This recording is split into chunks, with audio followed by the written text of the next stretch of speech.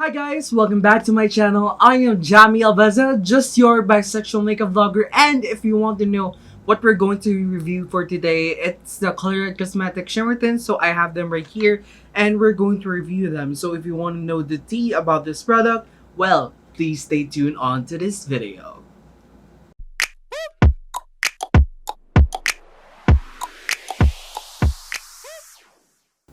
Okay guys, so for today what we're going to do is to review the new release of the Colourette Cosmetics Shimmer Tints, which they have 4 shades on their shade range, and they reformulated their liquid highlighters. Actually guys, I planning to buy this dati pa. Ate Buya's question on her YouTube video that I was planning to buy it, but since she answered the question that the liquid highlighter does lift up the foundation, so I didn't plan to buy it. But right now, I'm very curious to review this Colourette Cosmetics na Shimmer Tints. And by the way guys, just a little bit of story with you guys. Actually, I ordered this on December 14, which they released yata ng 6 p.m. But unfortunately, di siya dumating kasi matagal na siyang in process or matagal siyang di-deliver sa. Actually, wala pa nga sa akin yung deliver ko ng Lazada na purchase ko, but I tend to purchase na lang in Shopee sa reseller nila. And yeah, I was able to like purchase some resellers, and if just a tip for you guys, if you're planning to buy Colourette products, make sure to buy na lang sa resellers para mabilis na ma-ship sa inyo, because tons of orders will just delay your purchase. This shimmer tint, actually I bought the shade na Crystal Prism, which is perfect for me. It's a champagne color. I was planning to buy Yellow Diamond, but hindi ko siya nabili kasi feeling ko napaka-yellow niya sa skin tone ko, which I'm glad that I was able to buy the shade Crystal Prism with me, because on the first place, I've been loving like very champagne colors and talagang blinding sa face. And into this video, I will give my review of this product. I will be 101% honest with you guys. So let's get on with the review itself. So let's get on with the product itself and their claims. Let's get on to their description here, which is included here on their package. Finding buildable, effortless. Our Shimmertint is a weightless, long-wearing, intensely pigmented, multi-use highlighter that melts into skin for an instant luminous glow. One dot is all you need, babe, and can be used 3 ways: blending it to your foundation, dab it onto your makeup, or wear it alone for a healthy glow. Available in 4 shades, perfect for all Filipino skin tones. Ayan, that's the claim of their product, especially. Talk about the packaging. The packaging as a box packaging. Actually, I really like the packaging here on the cover here on their package, kasi very siya, halo. Ang ganda ng design, and I've come to really love their packaging right now. Talagang pinag-isipan, and talagang may halo na effect. So this is the packaging itself. It has this glass packaging. It comes with this tube, and it has the shade Crystal Prism. And this is 10 grams of product, and yeah. Actually, I've come to really like this one because on the first place, yung packaging niya, it's so practical, and I really love that it's very straightforward, walang eme-eme, ganun lang. Very straightforward siya. At saka gusto ng Colourette na perfect siya for everyday. But in terms of applicator, it has this doe foot na applicator, which is so big. It reminds me a lot of the L'Oreal Infallible Concealer. Pakita ko sa inyo, I have the L'Oreal Infallible Concealer with me. It's so big. Like, it's so big! And very similar. Actually, parang similar sila ng doe foot style. Actually, parang same naman talaga. They look the same. Like, look at that. They look the same. So, that's, I can say, in terms of the applicator itself, it's a big doe foot applicator, which is the best kind of applicator out there when you're using liquid highlighter. Because on the first place, if you're using the nail polish applicator, katulad dati, alam mo yung time na nilalagay minsan natin color tints, yung dating packaging ng color tints, parang nakihilita yung lips ko. That's the feeling that I don't like about the color tints. So, it's a good thing that they revamped the packaging, most especially. In terms of the applicator, I could simply tell you that this has a lot of product that you could use it for 1 dot actually. I'll just put it on my hand para makita nyo. 1 dot is enough actually. So the 1 dot is all you need, and the formula is very it's so blendable. Like, look at that. Ang ganda, diba? That looks so good on the skin. It's so natural to look at actually. That's the applicator with 1 dot, and actually let's just use it with 2 or 3 na layers. So just put another layer here. And let's just blend it. We could see if it's buildable. I think, yeah. Let's just blend it, guys. Yeah, it's buildable. Yeah, it's a buildable coverage.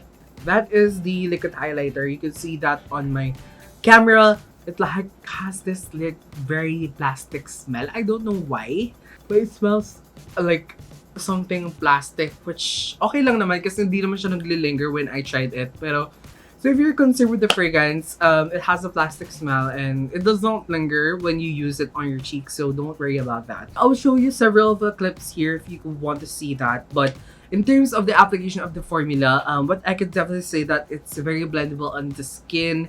Kahit may skincare kayo, guys, kahit wala kayong skincare or wala kayong, kung meron or wala kayong skincare, it's still blendable because it has that very blendable na feeling. You don't need to be vigorous because on the first place, isang dot lang, magbibigay na siya ng shimmer sa cheeks mo, like no joke. Magbibigay siya ng shimmer sa cheeks mo. Actually, I'm using this liquid highlighter Crystal Prism as a base on my makeup, but I will tell you my thoughts about that. But in terms of the blendability on the skin, so blendable. Di mo na kailangan actually ng brush actually because it's a very buildable coverage, and I recommend you guys, if you're using this, make sure to tap onto the skin or just to swirl it lightly so it will really disperse the product. So I highly recommend you to tap or dab the product instead of swirling in order to maintain that concentration sa highlighter nyo. I could definitely say that it does not emphasize pores. Like seriously guys, it still moisturizes my face without emphasizing my pores, and I've come to really love it. Like no joke, walang nagsisettle sa pores ko, which is great, and I've come to really love how it affects on my skin. Actually, I'm using it on my between my brows to have that dewy glow, and I've come to really like the natural na glow na bibigay niya sa between my eyebrows, which is great actually. So in terms of the blending it on your foundation, guys, this is just a recommendation for me guys, and I hope you would understand this. But when I try to apply this on top of powder foundation, it tends to lift up the foundation itself. So I don't highly recommend this if you're using this on top of your highlighter. So what would be good application is that you're going to apply this before putting on your powders. So if you're having a you're going to set your face, make sure to apply the highlighter once before you apply the powder foundation, because it tends to lift up the powder foundation. It does not give that very concentrated na shimmery or blinding effects sa inyong face. So as much as possible guys, make sure to use it. But in terms of using this on bare skin, maganda siya. I highly recommend you to tap it na lang para ma-maintain natin yung shimmery and blinding na effect sa highlighter, which is the Shimmertint. So let's get on with the buildability of the product. Yes, it is buildable coverage. As you can see sa aking hand kanina, nakita nyo naman kanina, di ba? It's a buildable coverage, and I can definitely say it's very buildable. So in terms of luminosity, yes, it gives this natural glow when you use on bare skin. But I can definitely say it has this very natural glow when you use just one dot. But when you try to build it up, it gives this very highlighter or very wet na look, which is great actually on photos, and does not look like very glittery. Alam mo yung ibang mga highlighters or liquid highlighters, and tends to be spread out, or it tends to be shimmery, or it tends to be glittery, and it tends to very mapangit siyang tignan. So I highly recommend you to use this. In terms of luminosity, it does not do that. Let's get on with the shade range that they cater. So the shade range that they cater, they have 4 shades, which is Crystal Prism, which I have one, Yellow Diamond, Tiger's Eye, and ano isa? Rose Quartz. So what I can definitely say with the shade range, talaga na-cater nila, and talaga pinag-isipan nila yung mga products mo, especially from the Chinitas out there to the Morena skins out there. So I highly recommend you to check out their products, because on the first place, yung shade range na pinapakita na, it's very diverse, and it's perfect for Filipino skin tones. Like no joke guys, I've come to not really say anything, because on the first place, they really nailed it in terms of the shaders that they cater. So if you're looking for a liquid highlighter and you want those shades, girl, purchase it. So in terms of the price or the amount of packaging that you're getting, the price of the Shimmertint, it's 349 pesos, and you're getting 10 milliliters of product. Because on the first place, girl, I've been really liking that. Really, Colorette's, they've come to really like up their amount of product, because on the first place, it's 349 pesos, and it's 10 milliliters, which is a lot, guys. To be honest, ang dami na niya. So it will, like, this will last me like ilang like a year, siguro. Kasi usually guys, usually pag 3 mls na liquid highlighters, mabilis ko siya maubos. Like, it goes to like 6 milliliter, 6 months actually. But in terms of the product itself, it's 10 milliliters of product, and it really varies to how will you use it, how will you going to consume the product. But I've highly liked this, that it's 10 milliliters of product, and yeah, I've come to really love this, and I highly recommend to you guys. So what is my final verdict of the Colourette Cosmetics Shimmer Tints? What I can definitely say, the formula is blending. Yes, when it gives a buildable coverage, it does not emphasize my pores, and at the same time, it's a very blendable coverage. But please do note that when you're using this on top of foundation or on top of powder foundation, don't, because on the first place, it will lift up your foundation. And as much as possible, guys, the best application when you use this is to use it when the foundation is still not set or wet pa rin yung foundation and concealer mo. So make sure to dab na lang before rather than swirling when you're using on the foundation. But on skin, you could definitely swirl it onto your skin. Hindi siya magiging patchy or hindi siya magiging streaky when you apply it. So in terms of the shade range that they cater, I love the shade range that they cater because on the first place, talaga nabigay nila yung perfect shade range for the Filipino skin tones, and they make sure that every skin tone is covered from the chinitas to the morena skin tones out there. So in terms of the packaging or the price of the product, it's 349 pesos, and you're getting 10 milliliters of product. Like sis, saan ka ba makakakuha ng ganun, diba? So 349 pesos siya, and you're getting a lot with the product because it's 10 milliliters, and talagang sulit na sulit ka. So if you're in terms of the formula, if you're looking for a scent, it has a fragrance, it has this very plastic smell, but it does not linger.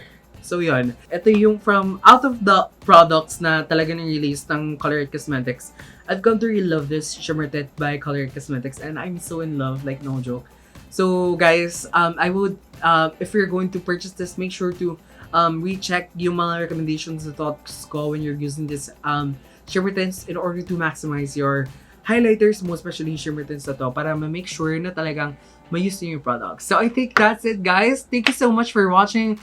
I hope you enjoyed this video. Please make sure to like and comment down below your thoughts about the Colourette Cosmetics Shimmertint. Like, being transparent with you guys, because on the first place, I don't want to be a liar to my audience, and I just want to really give my honest thoughts. And one of the best talagang products na released ng Colourette Cosmetics this year is their Shimmertint. So I'm so glad the local brand is really standing up for their political stance, and at the same time, really standing for our local brands, most especially for makeup. So we praise Colourette Cosmetics for that. So I think that's it, guys. Thank you so much for watching, and I hope you enjoyed this video.